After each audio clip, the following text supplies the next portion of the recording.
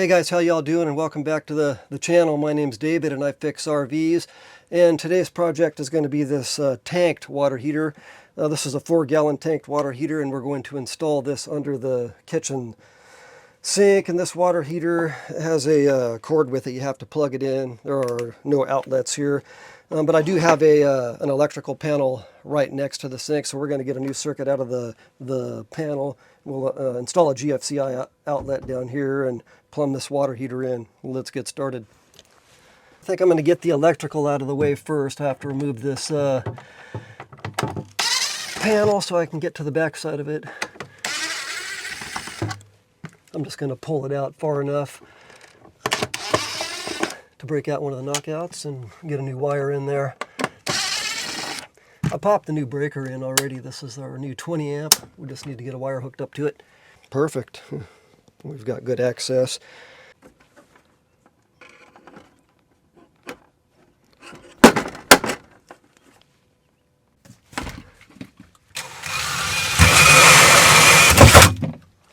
Now I'm just leaving my Romex into this flexible metal conduit for protection. I know most people don't do this, but if we were in residential and if it were being inspected, they would require you to do this. So I'm doing it.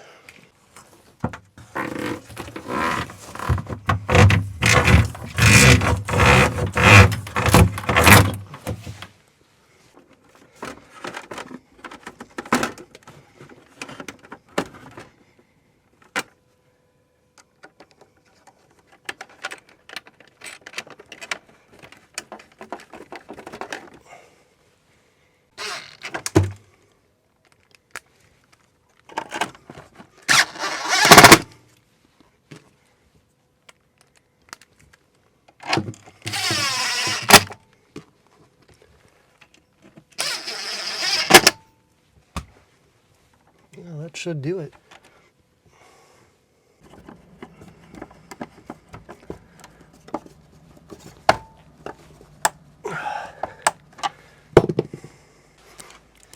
Now the old water heater is not being reused, so I've disconnected the wires off of that breaker.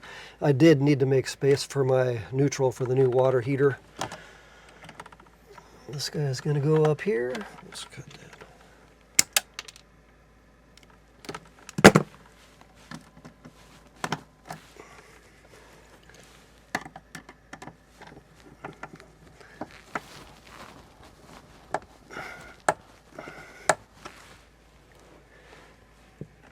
There we go. And I'm going to land this guy on this 20 amp breaker down here. I could have used that 15, but I prefer to use a 20.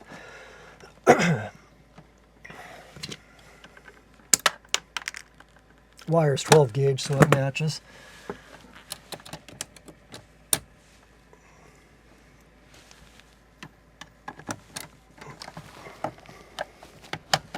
Oops.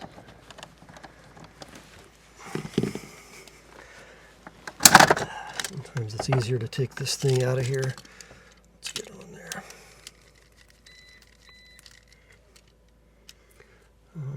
Oops, I think I bumped off another breaker. Let's turn that back on. That was an accident.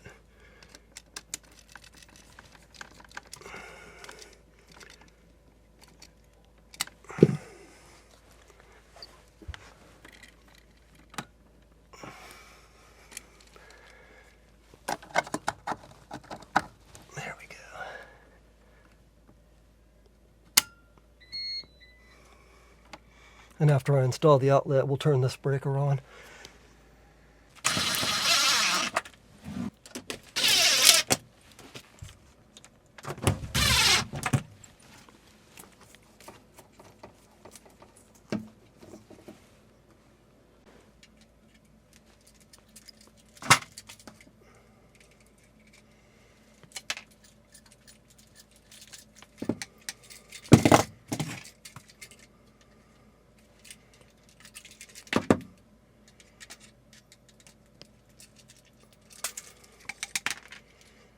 You actually have to take this off too, this little end piece, otherwise it won't fit inside the cover.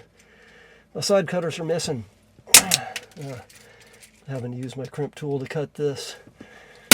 There we go. Let's see if that fits. Yeah. And I just use that nut and screw that I just took out to hold that in there. Sometimes it's kind of tricky holding the screw there while you put the nut on the other end.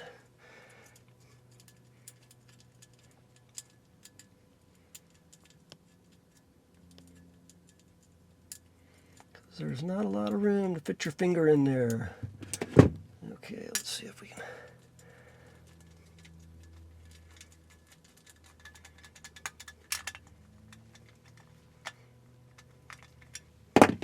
This is actually how they do it in commercial. They use metal for everything.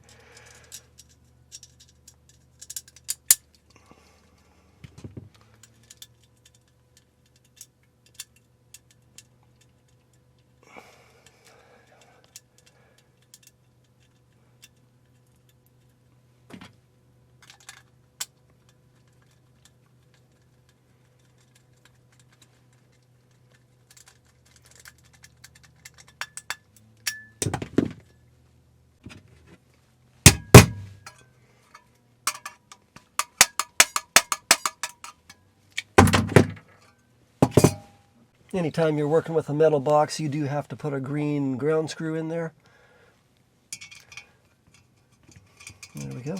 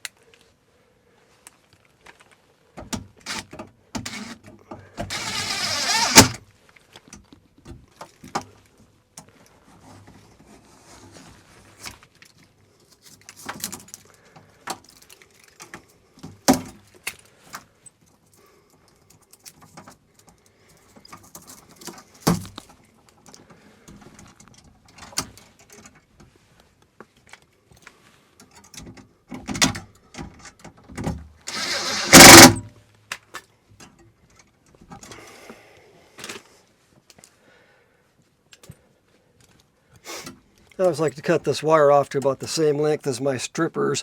Could require 6 inches from where you strip the insulation, and these strippers are about 7 inches long. So if I cut them to that length, I have a little extra, and the inspector will be happy.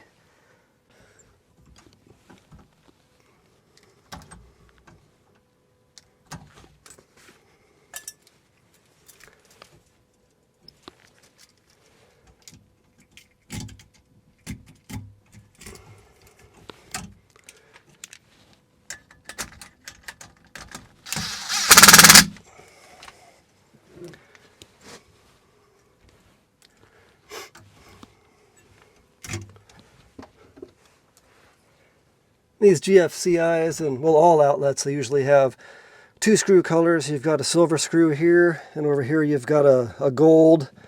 Well, then you've got your green up here. Green and ground go together, white and silver go together, and then black and gold go together. So my black's going to go here, and my white's going to go there.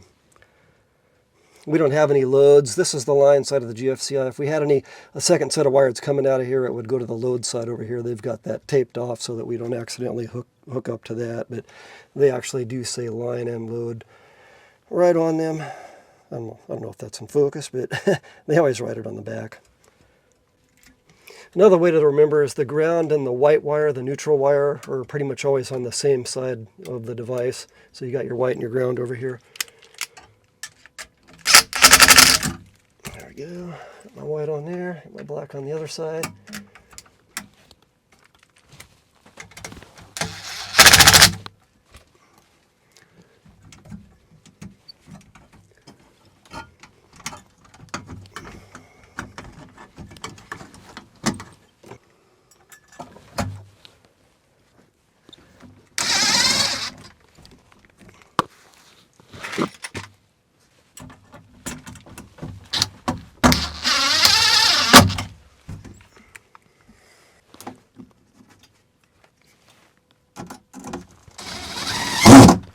Okay, that does it for electrical. Let's hit the breaker and test this GFCI over here. On.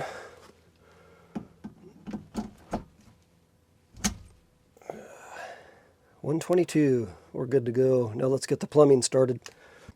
They seem like they like to do this at the factories when they manufacture these RVs, but you cannot put these PEX crimps on this hose here. It's just not meant to go there. This stuff leaks all the time. Hopefully they're going to stop doing this pretty soon. Now the customer here has decided that she doesn't want to use this exterior water outlet here. So what I'm going to do is I'm going to cut this T off of here and put a new one on, and I'll put this back together like this, but this piece will come up and then down into the top of my water heater. The hot and the cold go into the top and the bottom on this particular water heater. So I'm going to cut this here, here, and here. Probably have a little bit of water leaking out when I cut these.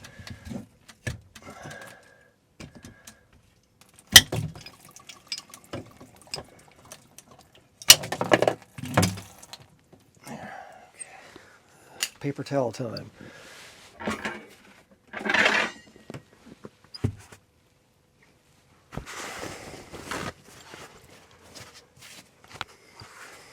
This RV is skirted, and it's kind of a pain to go down there and open the low point drains up.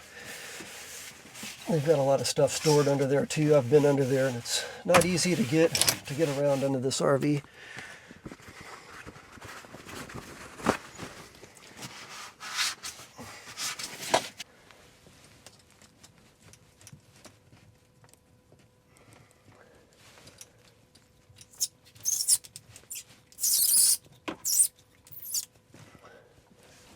I really don't like using this hose line in plumbings. I mean, this isn't even plumbing here. This is a hose.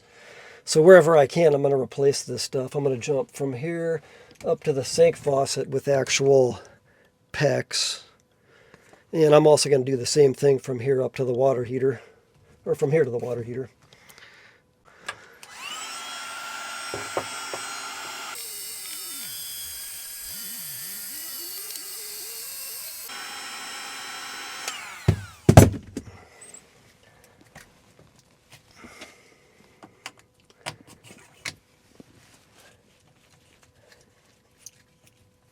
I actually asked if I could replumb the entire RV, but I didn't really want to spend that kind of money. It would have been a pain too. I'd have to take off the underbelly.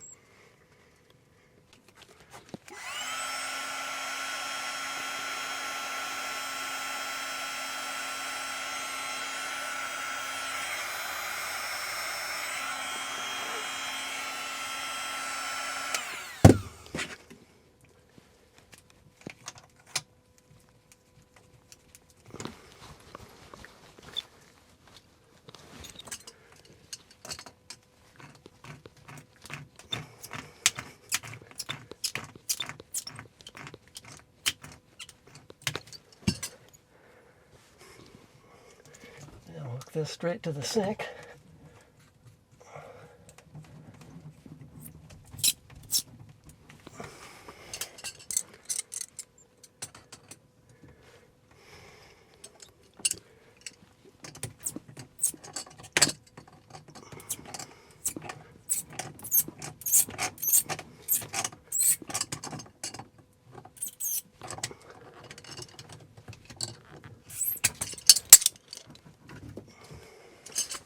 All right, I just want to give you guys a little update here. Things have changed a lot.